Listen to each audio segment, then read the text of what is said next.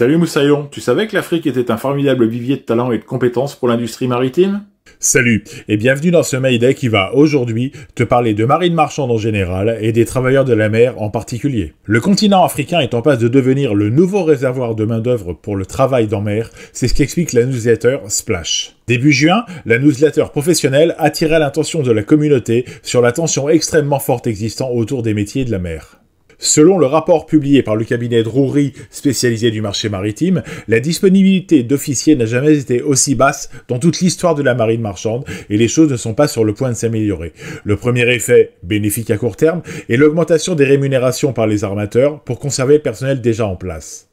En 2023, le besoin d'officiers, donc des personnes qui sont sur le marché du travail mais qui n'ont pas d'emploi, est passé à 9% contre 5% en 2022. C'est le niveau d'indisponibilité le plus élevé depuis 17 ans, début de suivi de ces statistiques. Les prévisions ne sont pas meilleures pour les années à venir.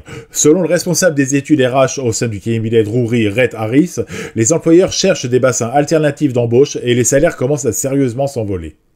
C'est donc vers le continent africain que se tournent aujourd'hui les recruteurs pour trouver de la main-d'œuvre, poursuit-il, en résonance avec les propos tenus par Mark O'Neill, président de Columbia Group, qui déclarait au cours du Maritime CEO Forum à Singapour qu'il allait falloir mettre sur pied de vraies politiques d'emploi et de gestion des carrières dans le monde du travail maritime. Nous parlons encore de ressources et de services du personnel, mais ces terminologies font partie du passé, explique O'Neill, qui insiste sur le besoin pour l'industrie de répondre à une tendance qui s'est accentuée avec la crise Covid, à savoir mettre en place de vraies politiques de communication interne et de gestion de carrière réelles et réalistes. Ces derniers mois, poursuit O'Neill, j'ai pu constater que le continent africain a le potentiel pour fournir la main-d'œuvre nécessaire. Mais il faut que cet appel de main-d'œuvre s'accompagne à la fois de formation, d'une politique de ressources humaines ambitieuse et d'une gestion de carrière rigoureuse. Complète-t-il, avertissant contre la tentation de ne voir en Afrique qu'un réservoir de main-d'œuvre corvéable et exploitable à merci, de sinistre mémoire malheureusement. Plusieurs armateurs se sont déjà implantés en Afrique et ont créé des établissements de formation et de gestion du personnel sur place afin de proposer des postes au plus près des candidats. C'est sans doute la bonne démarche, aussi longtemps que les promesses faites au futur personnel embarqué soient tenables et tenues. La course au papier et à l'Eldorado que représente l'Occident ne doit pas être un élément de recrutement mis en avant, comme le font aujourd'hui certains agents portuaires. Il importe, continue O'Neill, que les armateurs proposent à la fois des formations de qualité, des plans de développement de carrière ambitieux et réalistes, avec comme finalité que les ressources humaines employées depuis le continent africain demeurent une main-d'œuvre africaine et rapportent au pays d'origine. C'est d'ailleurs le désir exprimé par les futurs salariés eux-mêmes que d'être compétents, formés et d'avoir des perspectives d'avenir locales, conclut le CEO. Aujourd'hui, que l'Afrique est identifiée comme le nouveau bassin de recrutement pour les gens de mer, il y a pléthore d'agents qui se sont installés sur le continent, faisant des promesses simplement intenables sur le long terme, tant en termes de salaire que de conditions matérielles, de changement de nationalité ou, pire, d'installation dans des pays plus fortunés.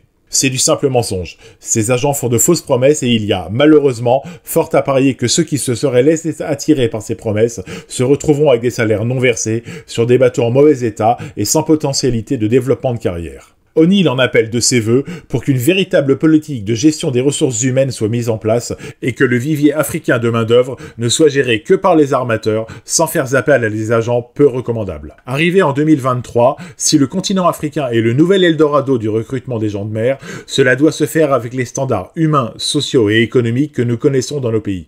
Il serait contraire aux principes fondamentaux de la mer et de l'humanité que de réinventer la honte que l'histoire a créée il y a plus de 150 ans aujourd'hui, en ne voyant dans les salariés à venir qu'un vivier de ressources exploitables et corvéables. La traite négrière, ni même la simple idée de cette traite négrière, ne doivent en aucun cas être modernisées ni même évoquées comme des méthodes potentielles.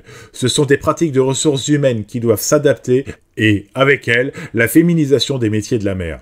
Si elle a déjà démarré, elle doit être accélérée pour offrir aux femmes les exactes mêmes conditions de formation, d'accès à l'emploi et de rémunération que celles proposées aux hommes.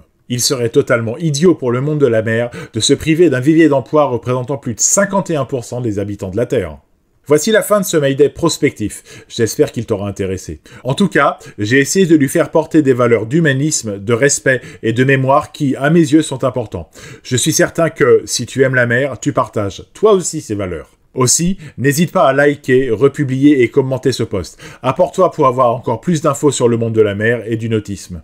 Si tu es sur l'eau, je te souhaite du beau temps et bon vent! Tu aimes ce que tu viens d'entendre? Alors n'hésite pas à republier, à liker et à t'abonner à ma chaîne.